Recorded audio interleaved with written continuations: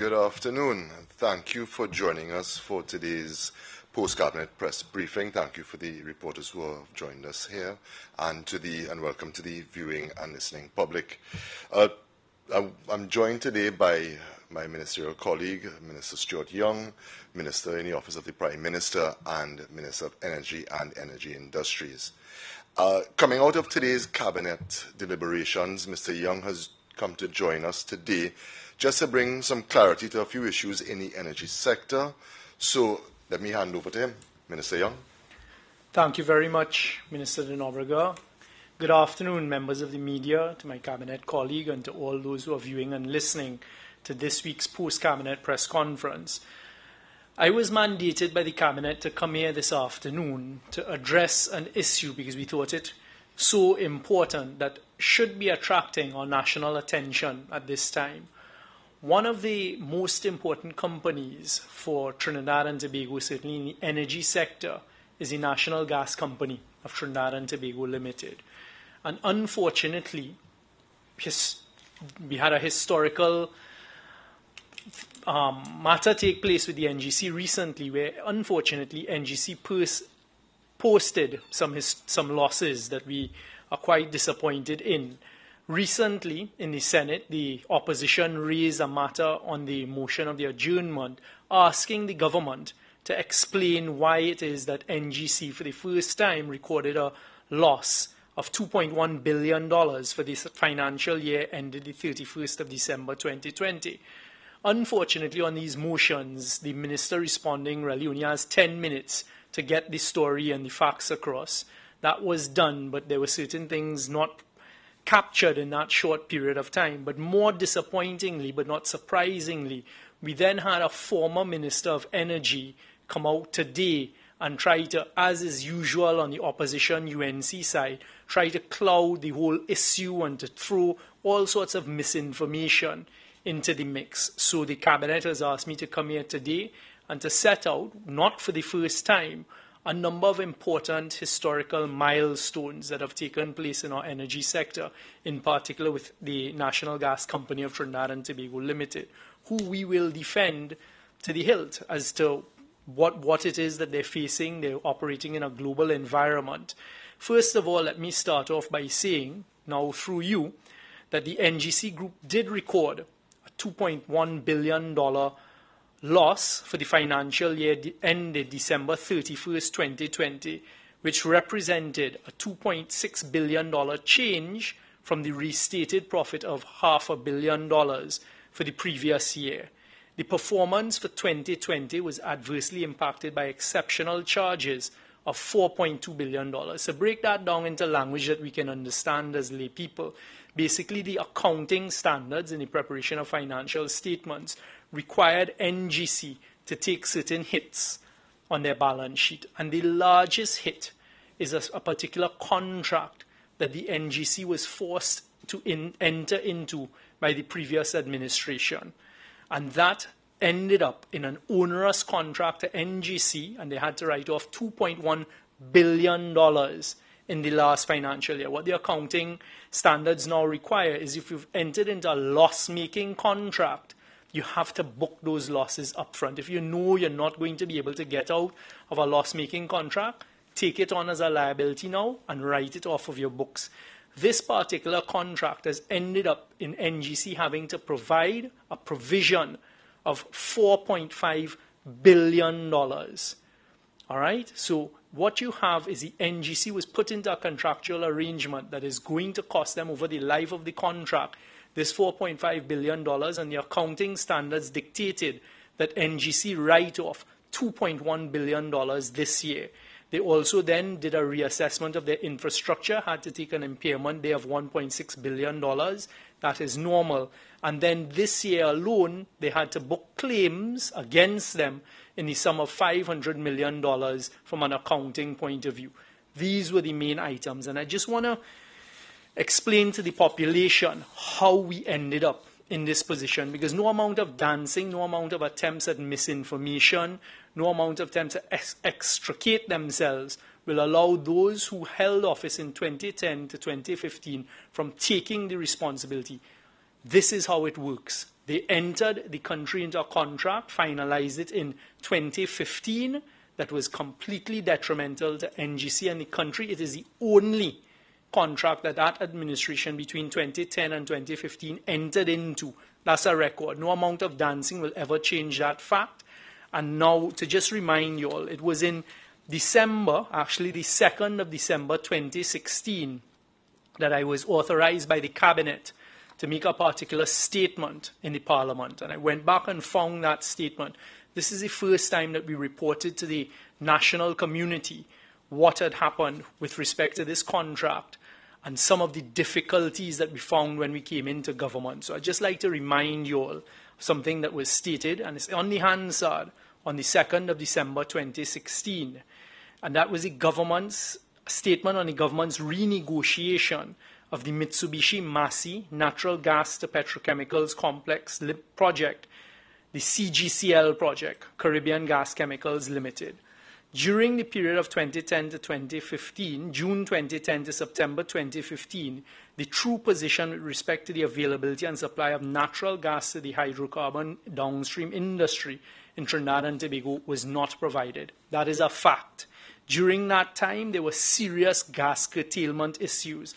That is also a fact. So what you're seeing today in a lame attempt to try and defend what happened during that tenure and to obfuscate the facts is completely untrue.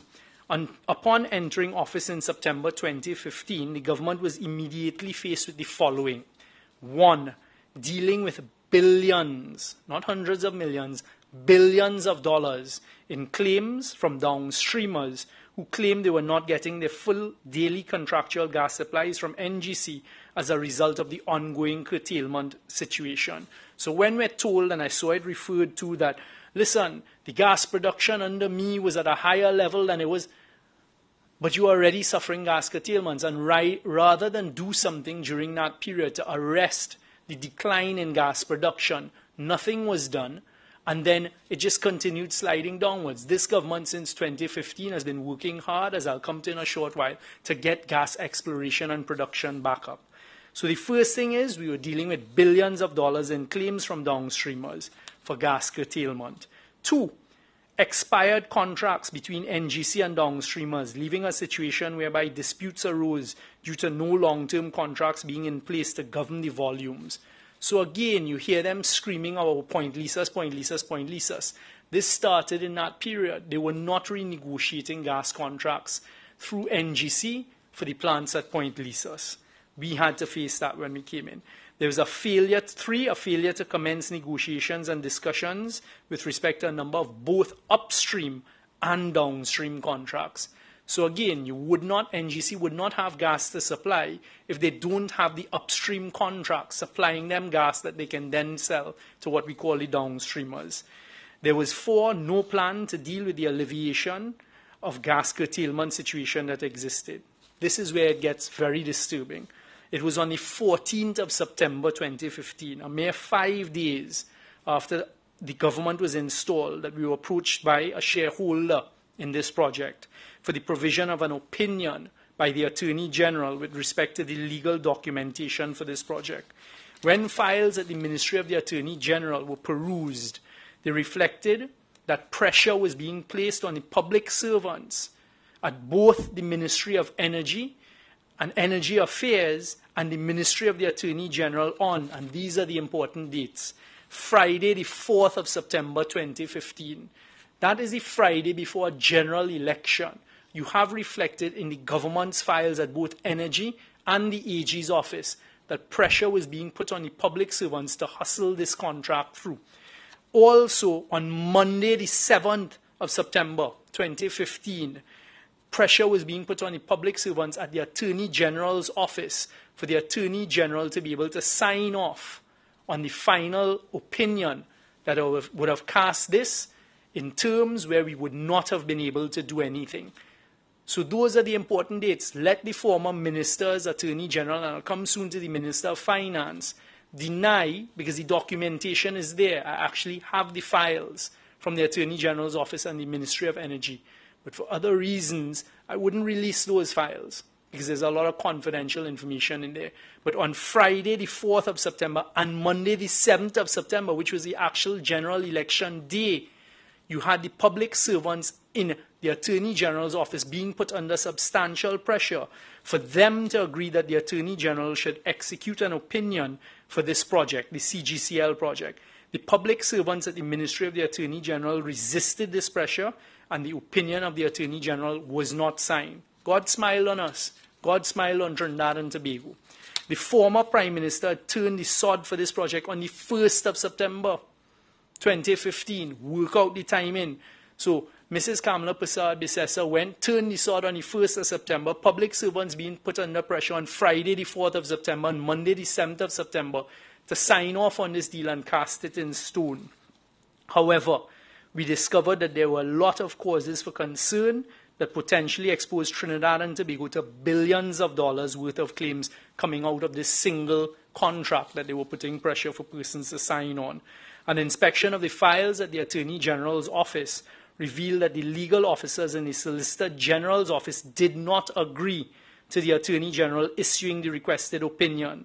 The legal officers objected in red ink, literally put their objections in red ink in the public service.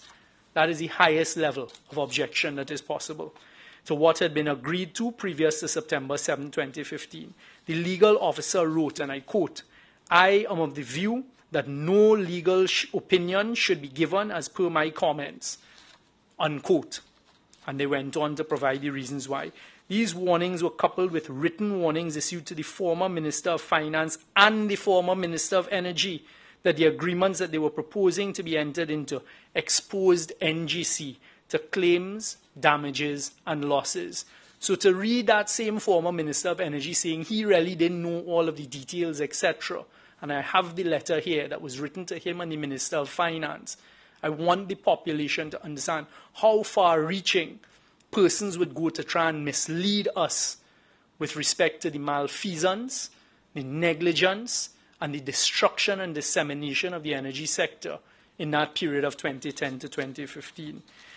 When we looked at these agreements, we realized that the country, not only NGC, but the country, Trinidad and Tobago, was disadvantaged by one, something called the debt tail buy-down agreement that was agreed to. The debt tail buy-down agreement, which was the first type of agreement of this nature that had ever been entered into by Trinidad and Tobago. What it meant is that it bound NGC to guarantee the payment of the loan. So in other words, what they negotiated under the former minister was to put NGC in a position as a 20% shareholder, but NGC would carry the whole debt. So from day one for this project, over $900 million US, NGC as a 20% shareholder would have to carry the whole debt. If the project failed on day one, NGC would have to pay to the government of Japan through their banks the full cost of the project. And worse than that, the terms that the former Minister of Energy and the former Attorney General on the Monday, the 7th of September, were trying to force on the people of Trinidad and Tobago showed that if NGC paid the full debt on the first day, they would not even get the plant. So we would not even get the ownership of the plant, but we have to cover the whole debt. Two, a policy that had been decided by the Cabinet in December 2013, which the public was never informed of. This policy exposed NGC to billions of dollars in claims for damages, and the policy was the Greenfield Gas Priority Policy. It dictated that where there is a shortage of gas supply, downstream supply contracts entered into after the 1st of January 2014 would receive priority gas over gas supply contracts entered into prior to January 1st, 2014. Again, this was pointed out to both the then Minister of Finance, Mr. Larry Hawaii, as well as the former Minister of Energy, Kevin Ramnarine, that this gas assurance policy could potentially place NGC in breach of existing gas sales contracts.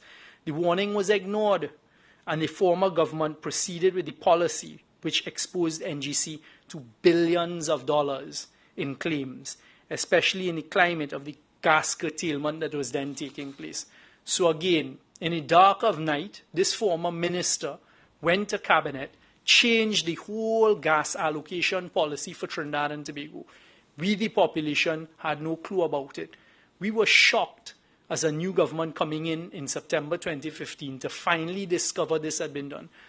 What this means is that every plant in Point Lisas that already had gas supply contracts for NGC, if there was a shortage of gas, tough luck for them. They would have to suck salt and they move to the back of the line, and this new plant would take gas in priority to them. So immediately you could understand how that exposes NGC to billions of dollars. Billions of dollars is a billion-dollar industry in claims. So these people who have a gas supply contract, for years, I'm supposed to get 100 million scuffs of gas today. There's a gas shortage in Trinidad and Tobago. They tell them, well, you have to take 50 million scuffs of gas and give in all to the new plant. Immediately, NGC is exposed for that. And that is what they were pressuring public servants on the Friday before an election and the Monday of a general election to sign off on. Upon discovering these matters, the Standing Committee of Energy appointed a team to renegotiate the terms of the agreements with Massey, Mitsubishi, and the government of Japan through its bank, the Japan Bank for International Cooperation, JBIC. Having regard to the current gas curtailment climate, Trinidad and Tobago would have been exposed to billions of dollars in claims against NGC, and there was also the potential to collapse our whole gas industry.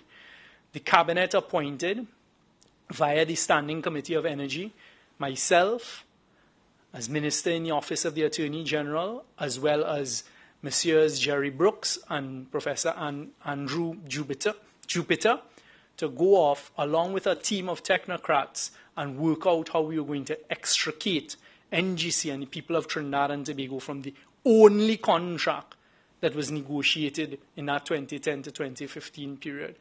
And this is just two of the detrimental effects of it. If the debt tail buy-down scenario occurred, as I explained to you all, NGC would potentially be exposed to pay billions of dollars. The plant ended up costing well over 800 to 900 million US dollars on behalf of CGCL without any security or benefit to NGC.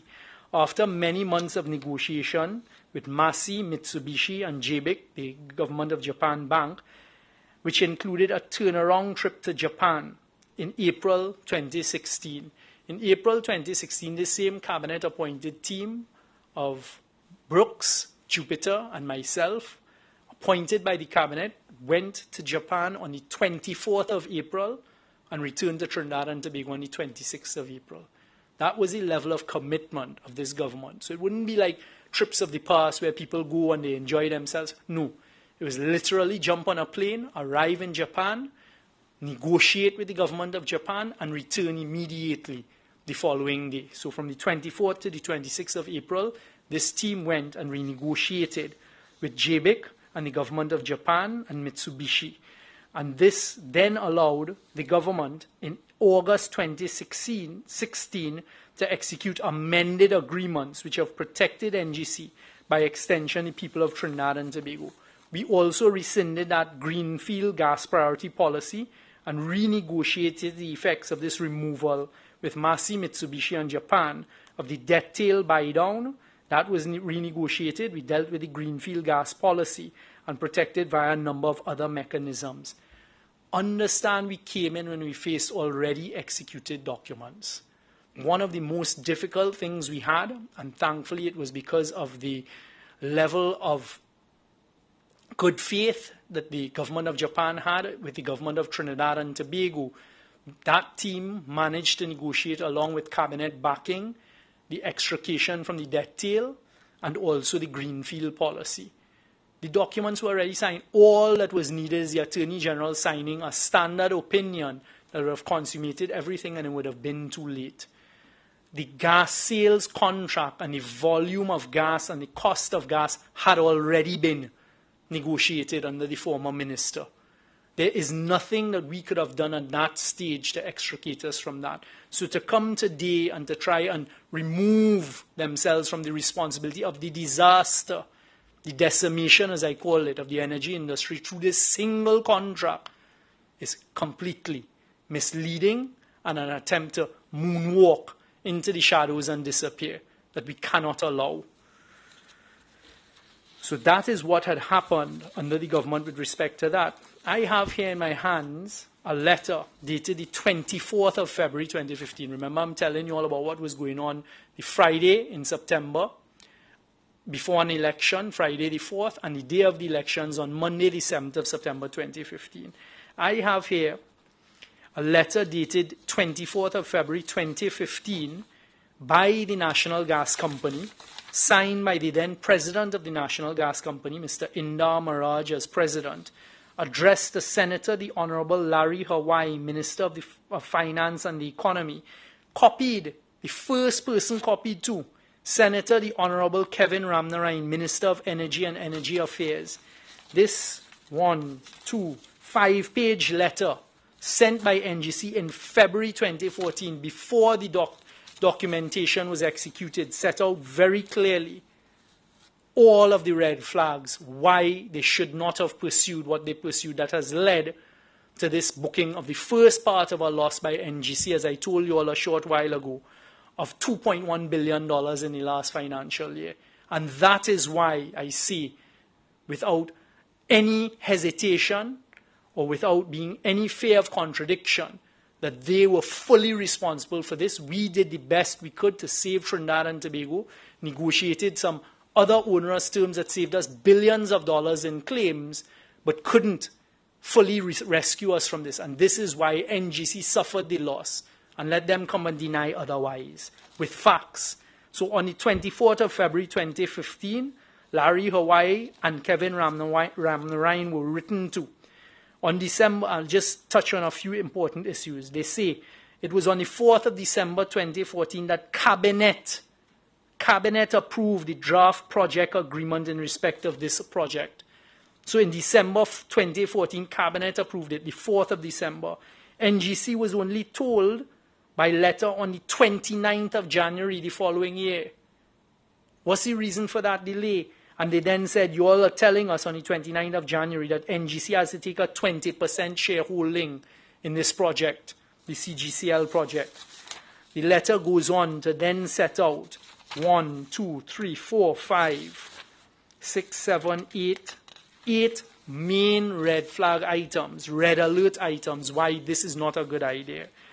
The first thing was the gas assurance risk. They say that GORT has agreed to implement this greenfield priority of gas supply, as stated in the gas supply assurances. Listen to what they say. Under this mechanism, projects approved after 2014, which is when you introduce this gas field priority projects, would be the first in line to receive gas after the power plants and light industrial users. Existing fully amortized brownfield plants, which is the whole of Point Lisas, would receive gas after the greenfield priority projects. The methanol to DME project has been classified as a greenfield project. It was the only one. An external legal opinion which was sought with respect to this matter revealed, and they put it in bold, this is the first warning to Kevin Ramnarine and Larry Hawaii. NGC could potentially be in breach of all existing gas sales contracts. They put that in bold. NGC could potentially be in breach of all existing gas sale contracts if it implements this priority contemplated by the Greenfield Priority of Gas Supply policy. This is due to the fact that there are currently no provisions in the gas supply contracts to deal with this. They then go on to say, NGC is also being asked to execute a debt tail buy-down agreement under which NGC will become liable to pay an amount equal to the debt tail buy-down amount. This amount is effectively the amount due by CGCL under its debt financing and can range from US $70.5 million in year 9 to US $625 million in year 1, based on our current understanding of the reserves requirement. And they put this in bold as well. NGC is likely to be liable from the start of operations unless adequate reserves are proved up. They say future gas projects, renewal of gas contracts for current customers, LNG and domestic, would necessarily be restricted, possibly terminated. Again, in bold, they went on to say, NGC will therefore be guaranteeing the financial obligations in respect of this project. Further gas supply assurances will also provide that the project is not obligated to reimburse NGC. In layman's terms, you all can understand what that is meaning. That the former cabinet was basically saying, NGC, you cover the whole cost, you take the whole risk. All of the security for this is yours, but you're not getting anything in return for it. If it doesn't work, tough. People of Trinidad and Tobago pay for the whole thing. That is what the cabinet mandated.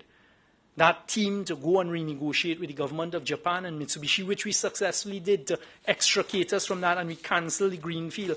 But what I'm pointing out to you all on the 24th of February, way before the execution of this agreement, they were being warned. The Minister of Finance, Larry Hawaii, and the Minister of Energy, who now wants to run off and not take any responsibility, were warned by NGC of the detriments of this agreement. They also went on to say that this makes no sense because NGC would effectively lose all rights as a shareholder where the lenders enforce against the shares secured, in bold. Under another red flag, they say NGC provides construction guarantee and liability for any cost increase. They then also talk, and this is what has come to pass today, on page 3 of this document, under the 4th red flag. They warn the then government, the same minister, former minister who's running from it now. They say that this project would negatively affect NGC's cash in hand and by extension NGC's budget. They then went on to talk about the methanol price volatility risk. They went on to talk about the other risks of the project and the political risks. So they go on to say that where this could have detrimental effects on NGC.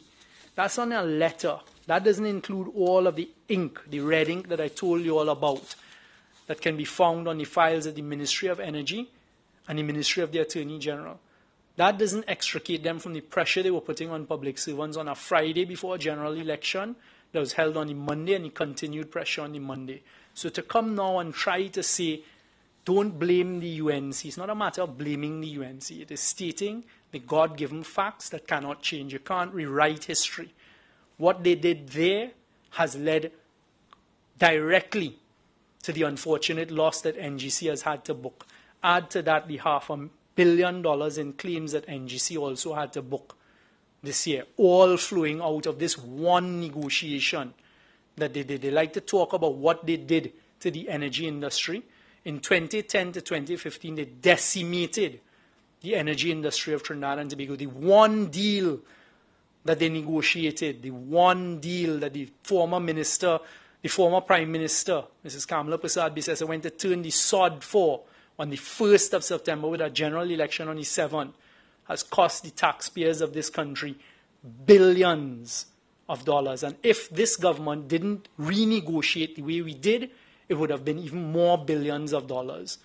So don't come now, and I saw that the Member of Parliament for Pointe-a-Pierre put out a rambling statement as well, attacking me personally. I have no problem. Anybody could attack me. But attack me with the facts. Show where what I have said is wrong. Because what I've said is irrefutable. The NGC loss and the continued losses are as a result of that tenure. What we've been doing since then is trying to turn that around. So don't come and say, well, you went off to negotiate. You, the government, negotiated. Young, you went and negotiated. And it's your fault. We did the best that we could with already executed contracts. Because you have to understand, to keep Trinidad and Tobago as a tier 1 investment grade country, you have to respect sanctity of contracts. What that means is once you've signed on the dotted line, the ink is dry, you abide by the terms and conditions.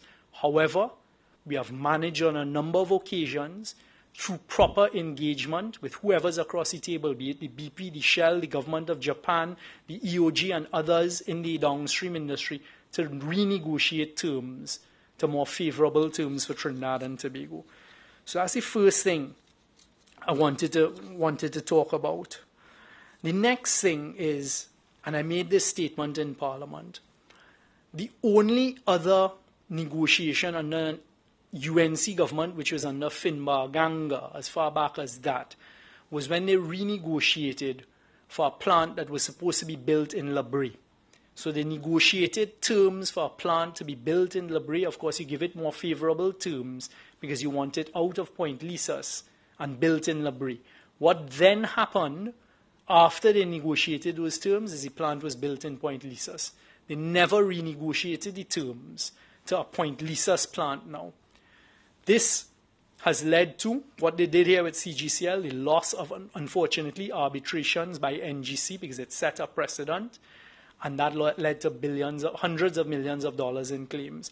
This plant that was supposed to be built in La Brea, that the UNC government then gave them terms for La Brea but allowed them to be built in Point Lisas, is the second contract that is an anchor around the ankle of the NGC and dragging it. The two contracts that are doing that are these two contracts. Again, that is irrefutable.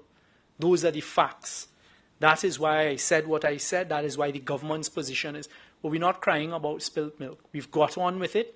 As I said here, we came in September 2015. By April 2016, a cabinet-appointed team did a turnaround trip to Japan to negotiate with the government of Japan and extricate us from unfavorable terms. And that was a 3-day trip from the 24th of April to the 26th of April, all the way on the other side of the world. They also like to raise and continue to raise the gas contracts that weren't negotiated in Houston in 2017, but came out of the Prime Minister's discussions with BP and EOG and also in 2017 in Houston. I repeat, because again, it is a fact, the Prime Minister himself did not negotiate anything. I was with him on the trip. What he did is facilitate discussions. They had hit a brick wall, NGC and these companies. They couldn't move. The Prime Minister went, met with the heads of these two companies, and we managed to unstick it and get NGC. I was on the phone with NGC in the next room, and they were the ones who were negotiating the terms, and that is what was eventually agreed. Unfortunately, that is what happened in 2017 and allowed upstream gas supply contracts to NGC to continue doing its business. So to come and say in 2019, that is what has led to the losses. Yes, the price of gas increased, but that is the cyclical nature of gas. I quoted in the Senate a few days ago how up and down commodity prices go. And it's worthwhile maybe just pointing it out now. Okay, the latest prices I've just got at 12.30 today. Let's start with oil. Oil at WTI prices are now $72.60, up from this morning. Brent, $73.86, up. Natural gas. Henry Hub is at $3.70 for the MMBTU. At the start of this year, earlier, it was hovering around $2. That shows you all how the price of gas goes up and down. JKM is $14.25, NBP $11.33. Ammonia and methanol have risen in price. Ammonia has been roughly between $500 and $600 per metric ton for the past few months, and that is why we're not hearing the cries from Point Lisas, because they're getting a good international price for the ammonia. And the same thing with methanol. Today is at $372. It's when these global prices go down. That is what we're dealing with in the energy industry when we talk about commodity pricing. When those go down. What happened after the initial price agreements in 2017 and prices were going down? We managed to renegotiate with the same EOG, BP and Shell better terms of gas. NGC did that along with the assistance of the government. So again, that is another red herring. I've pointed out to you all the cyclical nature of these commodities and how it affects. As I come off of NGC, I just want to end on this note, because I'm not seeing it reported. We heard about the loss from last year. I've now explained to the country why NGC has faced this unfortunate, historical, unprecedented loss for last year. What I've stated are irrefutable facts. What we've missed is the chairman's report for NGC for the 3 months ended the 31st of March 2021. That's this year, the first 3 months of this year. The NGC group recorded an unaudited after-tax profit of $191 million for first quarter 2021 as compared to $31 million for the same quarter last year. We have been working assiduously in the energy industry. You have the full commitment of the government. You have the full commitment of myself as the Minister of Energy to make sure that we stay competitive globally in the energy industry. That's how I want to end the NGC story. No amount of screaming, shouting is going to change that. That this year, in the first 3 months, NGC have recorded an after-tax profit of $191 million for the first quarter as opposed to 31 last year. So don't let them try to fool the population and mislead the population that it is a disaster. The next thing that the Cabinet has asked me to touch on today, and again it would have fallen under the Ministry of Energy, is Lake Asphalt. Lake Asphalt, unfortunately, has been facing some difficult times financially as a result of COVID and other things. But to listen to what we have to from those on the other side, I want to explain to the country, just using this one company, Lake Asphalt, the types of deals that were negotiated by the UNC government and how it continues. Because they like to say, don't blame the UNC, you in power for 6 months. Unfortunately, the decisions that they took during that period continue to affect negatively Trinidad and Tobago and us, the citizens of Trinidad and Tobago. Lake Asphalt, I'm going to give you all 3 live examples right now. Today, as the Minister of Energy, I had to go to Cabinet and plead with the Cabinet to allow the Ministry of Energy and Energy Industries, along with the Ministry of Finance, to provide Lake Asphalt with $3 million US. That is a significant sum of money. And do you know what this $3 million US was all to be provided, all about, and why it had to be provided? Let me tell you why. On their way out of office in 2014, the UNC saddled Lake Asphalt with a contract with a company called Fastech. And they executed this agreement on the 18th of June 2014 and made Lake Asphalt contractually obligated to take 12 orders of 50,000 units of fiberboard, making 200,000 units per year over a 3-year period.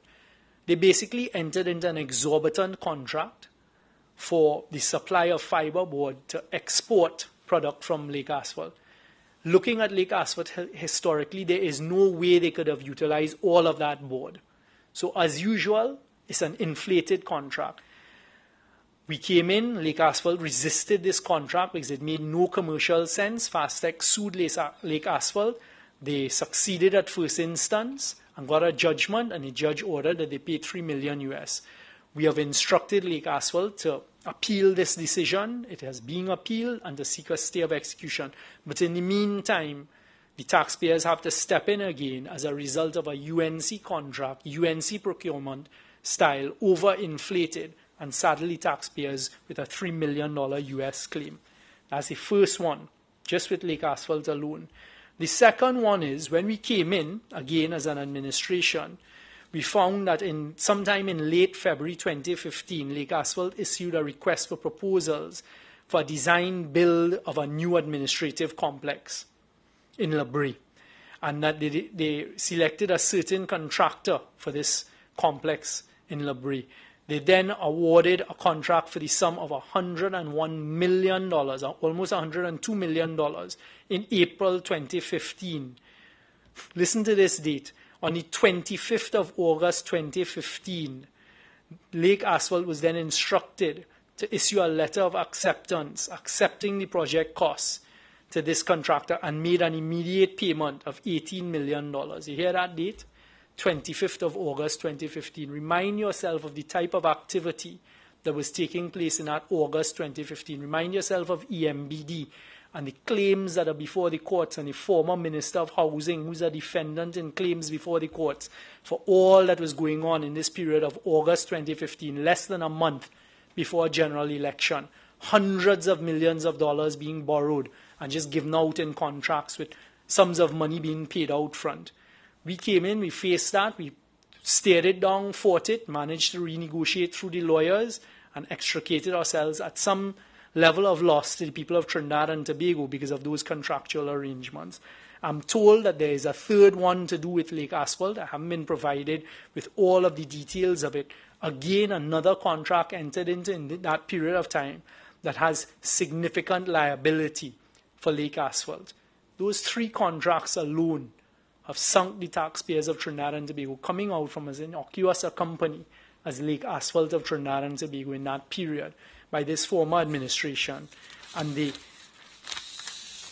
former Minister of Energy who likes to sell himself as an energy expert. So the Cabinet asked me to come here today and to make these points and to make them as clearly as possible for the people of Trinidad and Tobago to understand.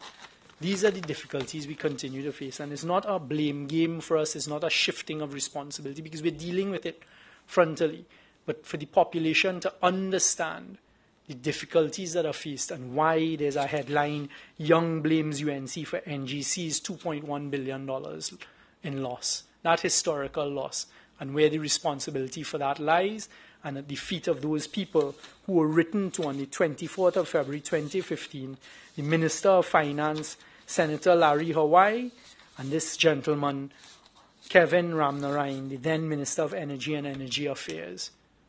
These are the facts. They're irrefutable. The documents support it. We will continue to work with NGC and everyone in the oil and gas sector to try and ensure that Trinidad and Tobago remains a competitive sector in the global environment. I'd like to thank you all for your attention and take any questions that you may have. Okay, so let's go straight to questions. Newsday. Chancellor, Newsday. Minister, what, if any, action at all can be taken against the former ministers for entering us into this contract? That is a good question. It is not something that has been explored because there is a body of law that makes it maybe a little difficult in these types of situations. If in fact it was just a bad deal entered into, what is the amount of fiduciary duty that you have? I think the population took the right decisions in September 2015 and August of last year. But it is not something we're not into. I'm not running down goose. I want to fix the sector along with the rest of the government. And that's the direction. I just took serious umbrage. We took umbrage as a cabinet to having set out the facts as to why NGC suffered a loss and to face persons like the Member of Parliament for Pointe-a-Pierre, Mr. David Lee, and this former minister coming out and still trying to mislead the population and shirk their responsibility. Now, you said you went to Japan to renegotiate better terms. What were some of those better terms? I thought I explained that. I obviously didn't articulate it clearly enough.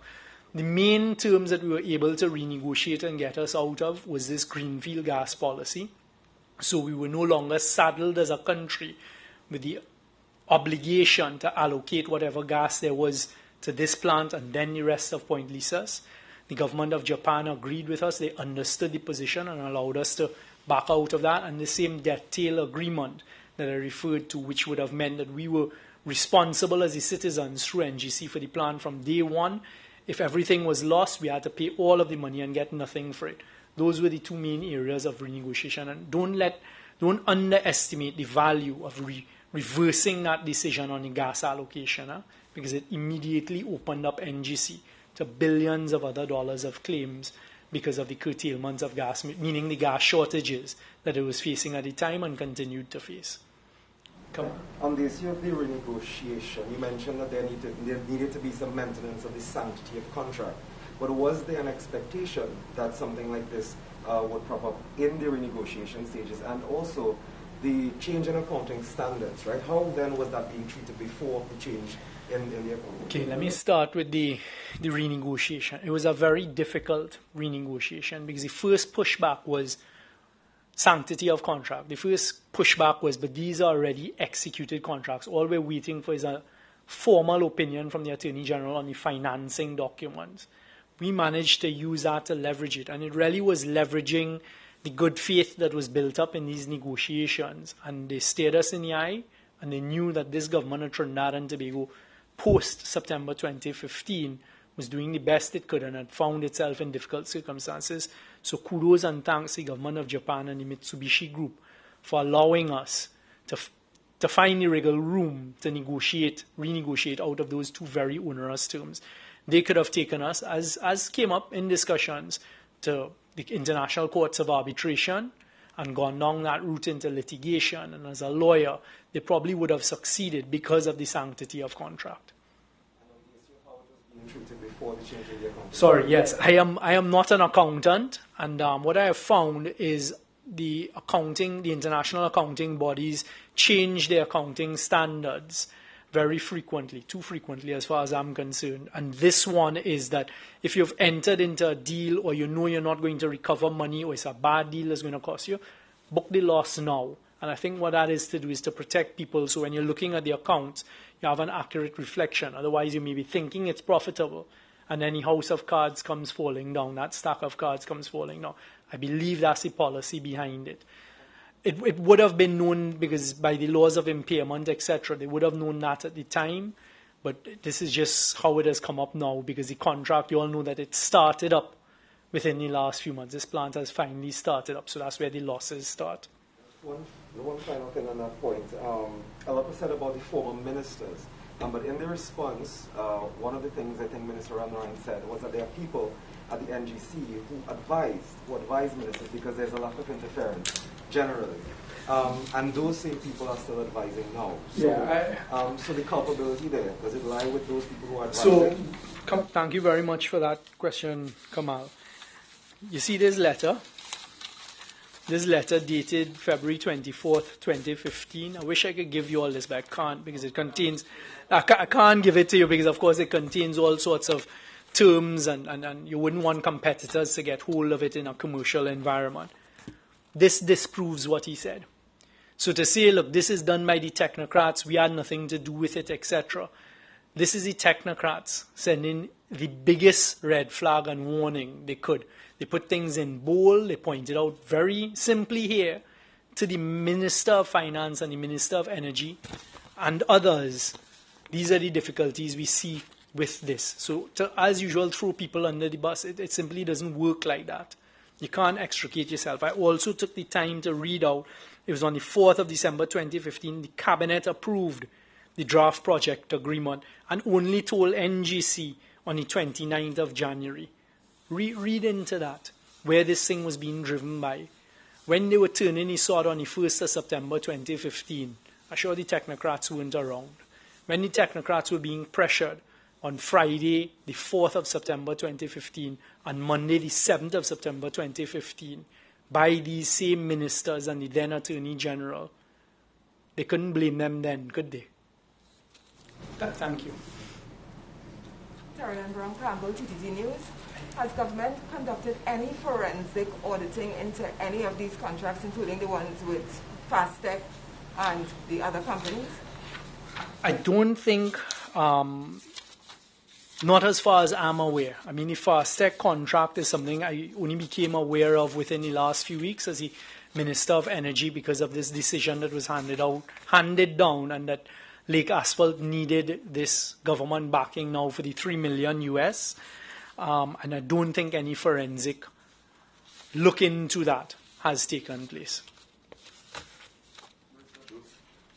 Given what you said about the past contracts that you mentioned, what due diligence would have occurred for any contracts that NGC would have entered into during the period from the moment the administration in office now took office?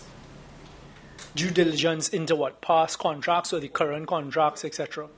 Past and present, in terms of how have you been looking at the issue? You talked about the issues of the past contracts, but in terms of what would have happened after the partnership? Well, understand that NGC is a commercial animal. It's what we call in law a sophisticated entity that negotiates its own contracts. What you've had is a closer relationship between NGC and the government through the line minister in writing what is going on. Writing both as in writing from wrong what is going on, and then also looking at what is being written in the energy sector now. So from a due diligence point of view, certainly my interaction with NGC, we always have independent advisors. So as you know, there are a number of negotiations taking place right now, being driven out of the Ministry of Energy and Energy Industries. And you have the full team of technocrats at the Ministry of Energy, from the permanent secretaries, the two of them there, come down to the various advisors, etc., and the young people who are doing a tremendous job at the Ministry of Energy and Energy Industries. But we have also insisted on the use of independent persons, because we don't pretend to know it all in a global environment. So we've had White and Case as the international law firm advising and being part of these types of negotiations and discussions. We've had Porton and Partners and the Gas Strategies as two independent experts in this whole area, also providing oversight and assistance with how we conduct business. Just wondering, Minister, how much of a challenge, what you have outlined, would this pose to NGC in terms of the transitioning into the more green economy aspect of energy? I've actually started getting excited about the whole decarbonization and green and cleaner energy. I am very happy to report that NGC is at the forefront of this. In fact, they've been asking to meet with me for the last couple of weeks to present the results of the research they've done in that area, something we're very aware of at the Ministry of Energy and driving in our conversations with the upstreamers, the downstreamers. How do you make your plants greener and cleaner going forward? How do we decarbonize? In fact, some of that conversation came up today during the course of the cabinet meeting, and you all will be seeing certain things start to take place in that area. We've there's a letter of award for 2 solar parks, one in Trin City, one in the Point Lisas area, that will feed in 112.2 megawatts into our grid from solar energy. That frees up gas for further sales, and all these are types of things taking place. I am not concerned that we're being left behind in that whole green, clean energy conversation at all. In fact, in the past month, I've participated in a number of conferences, both locally and internationally, where those are the conversations, and I'm proud to report that we remain at the forefront of these conversations. There's a whole move towards hydrogen as well. I'll be going to Cabinet in the next couple of weeks with the hydrogen policy and how we can be at the forefront globally in the development of that hydrogen sector, if I could call it that. Just a quick follow-up, Minister. You spoke about solar.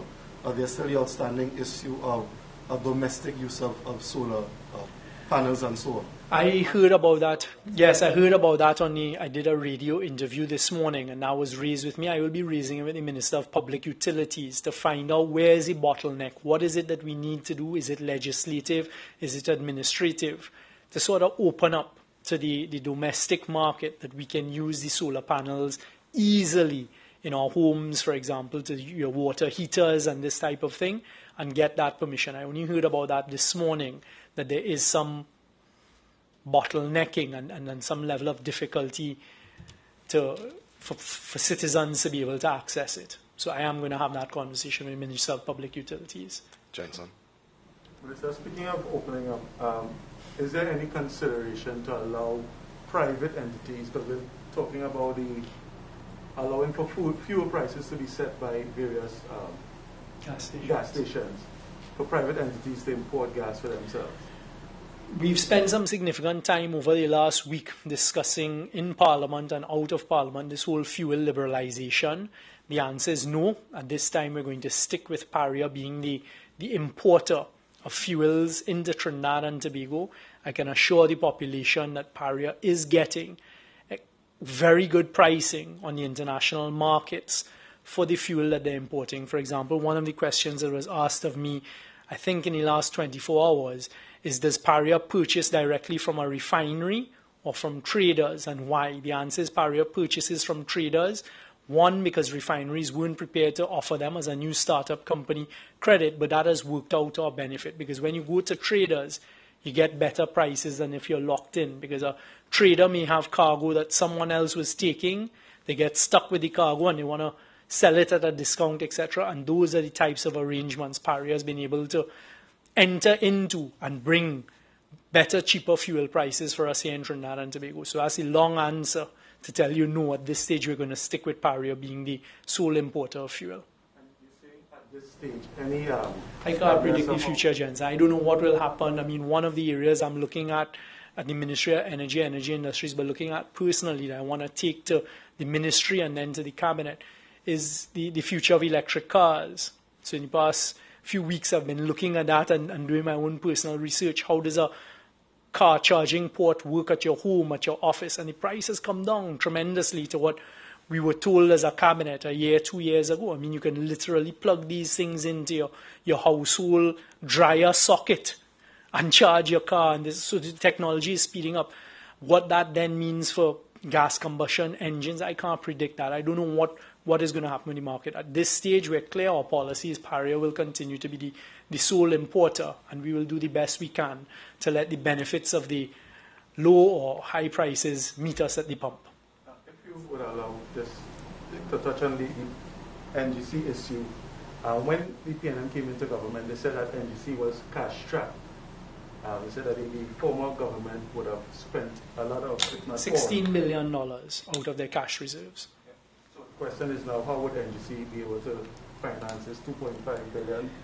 Well, it's not a financing. Understand of what it is. It goes to their books.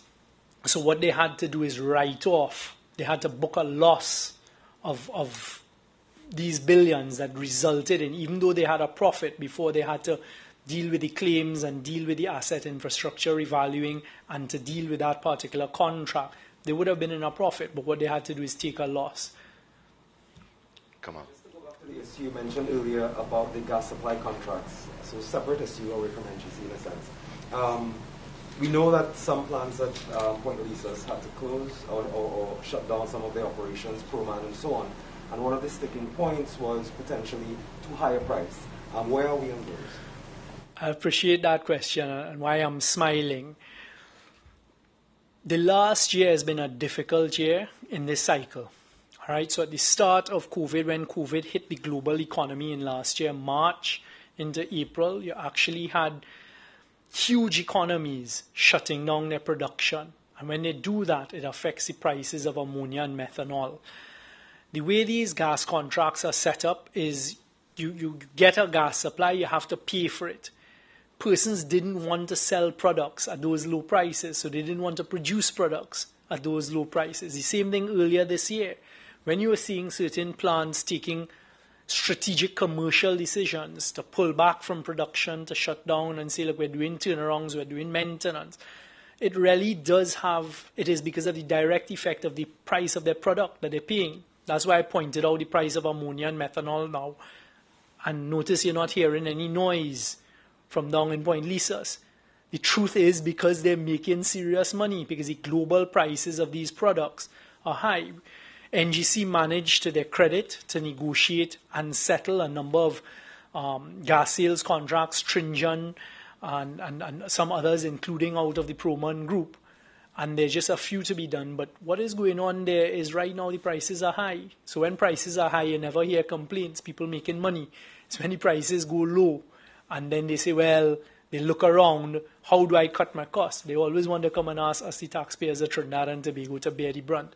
That's not going to happen under this government. Allow to switch. Any more questions on I just have a follow-up on the issue of gas supply. Apart from the issue of the price of products, but in terms of security of gas supply, especially at Point Lisas and also for the LNG plants, what is the state of play now? We are in some very intricate negotiations right now with gas supply. For example, we are currently in the midst of trying to finalize the Manatee contract with Shell. Once that is done, and I'm mandating that we complete that during the month of July, it means that there is a good gas supply for the future of Trinidad and Tobago going forward. We continue to be in discussions with the other gas producers to try and get their projects sanctioned so they can go ahead with future gas production. So that is something we're working on hard. With respect to Atlantic, we continue to be in discussions about the future of Atlantic. The truth is Trinidad and Tobago is a mature province, as I was explaining this morning on the radio program. What that means is, understand, we've been in this game for over 100 years. When you pull up the oil from the ground, there's no oil coming to replace that oil. It is a finite resource. So we've been utilizing our resources for over 100 years and the gas industry for decades. And then it's finite, so it goes. But we still have sufficient reserves to carry us forward in the next few decades. Our job as a government is to preserve the best and negotiate the best terms for Trinidad and Tobago in a very difficult global environment. We're hearing the major players, the BPs and the Shells, talk about the coming out of the oil industry and this type of thing, moving to renewables. So we will continue to do what we have to keep us competitive. But there's some good times ahead, and I hope we'll be able to make some significant announcements soon.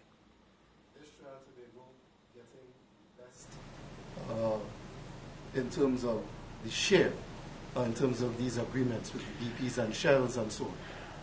You recall the energy spotlight in 2018, if I remember correctly, and that's when we went to the country under the guidance of the Prime Minister, and we said, look, this is what's going on. We think there's been leakage, and we began renegotiating with some of the major players in Trinidad and Tobago.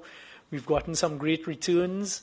What I just read out to you all there, JKM and NBP as 2, and Henry Hub as a basket of 3 gas prices. Why that's significant and why I asked to be informed of the pricing schedule 3 times a day is because we were able to use these in negotiations, whereas before it used to be based on just, for example, Lake Charles or Henry Hub, one thing. And when you spread your risk like that, when it's high like this, Trinidad gets more money.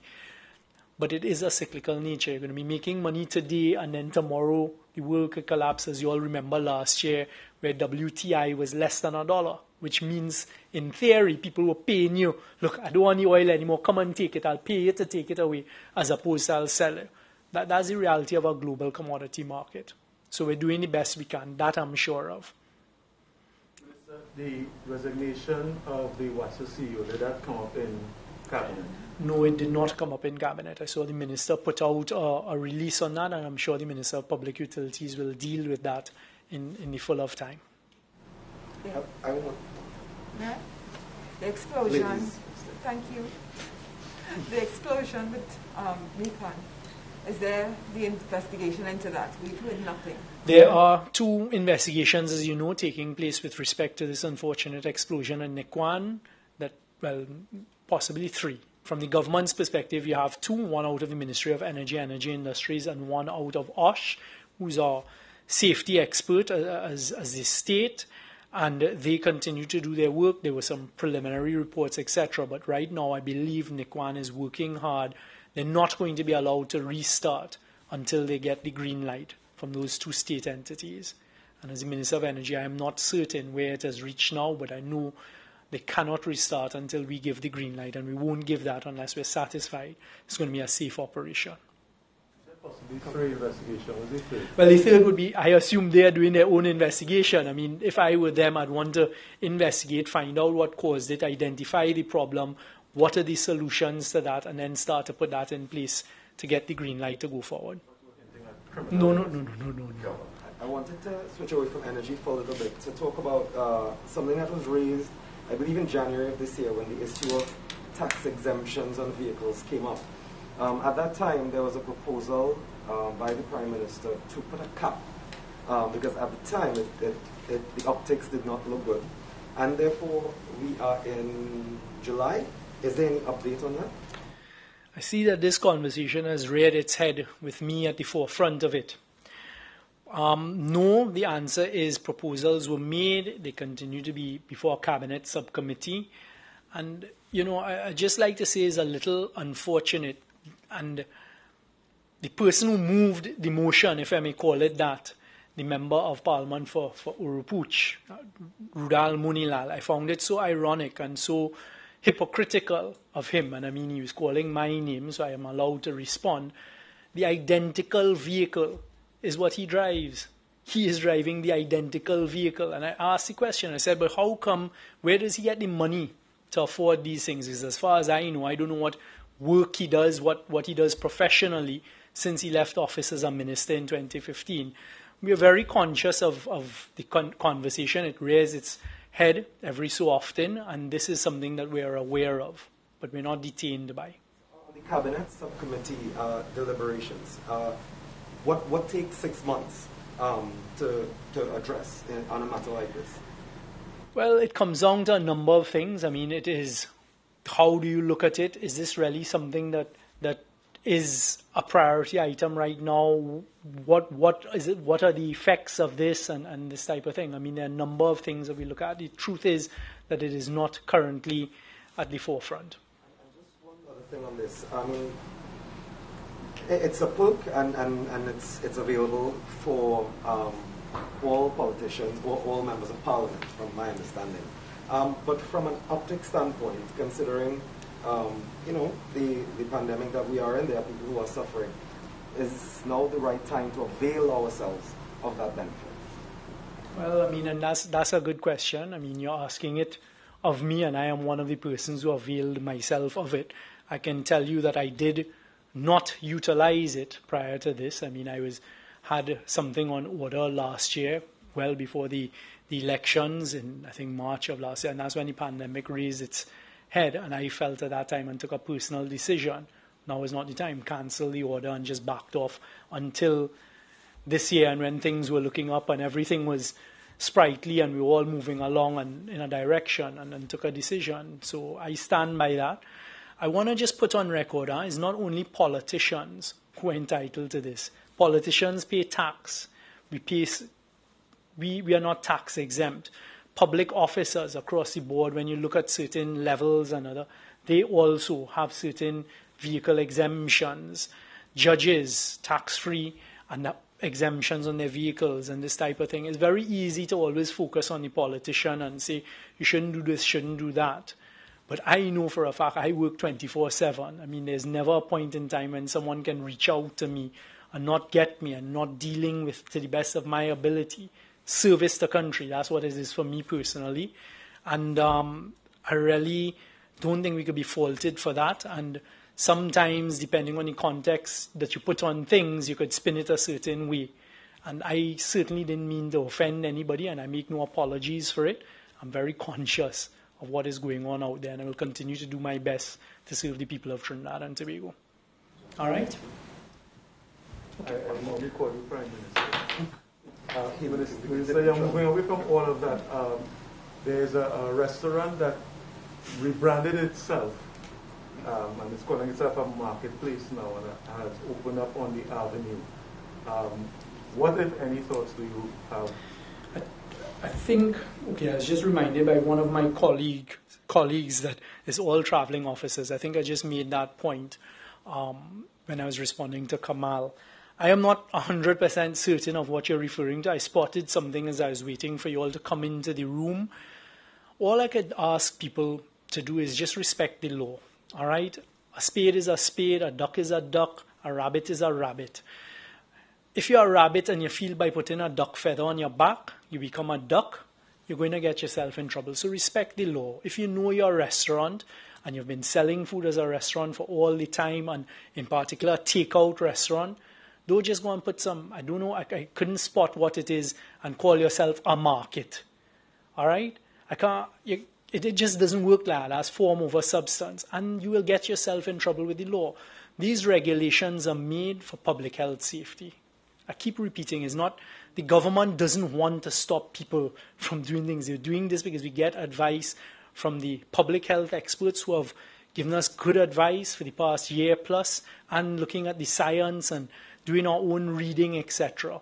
So it is not that the government is trying to keep anywhere closed for any reason other than the safety of the public. So if you are a restaurant that sells food on the avenue or anywhere else, don't just put some bread and call yourself a bakery.